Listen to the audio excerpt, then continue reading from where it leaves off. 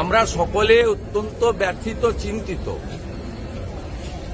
বাংলাদেশের হিন্দুদের অস্তিত্ব রক্ষার লড়াইয়ের যিনি নেতা চিন্ময় কৃষ্ণ প্রভুকে দুপুরবেলা মৌলবাদী ডক্টর ইউনূস সরকার গ্রেপ্তার করেছে।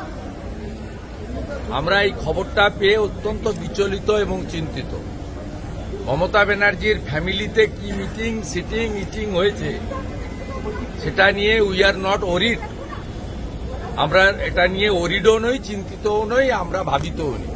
আমরা সকলে ভাবিত বাংলাদেশে হিন্দুদের অস্তিত্ব রক্ষার যে লড়াই চলছে তার প্রধান মুখ চিন্ময় কৃষ্ণ প্রভু, তাকে মৌলবাদী ডক্টর ইউনূসের সরকার একটু আগে গ্রেপ্তার করেছে।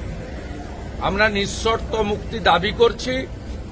মুক্তি না দিলে বাংলাদেশ ডেপুটি হাই কমিশনেও বিক্ষোভ হবে এবং বাংলাদেশ বর্ডারে সনাতনীরা ধ্বজ নিয়ে অবরোধ করবে, যাতে বাংলাদেশে ভারত থেকে পশ্চিমবঙ্গ দিয়ে আমরা কোনো পরিষেবা নিতে দেব না। অবিলম্বে ইউনূসকে বলবো রাত্রে ইমিডিয়েটলি মুক্তি দিতে হবে।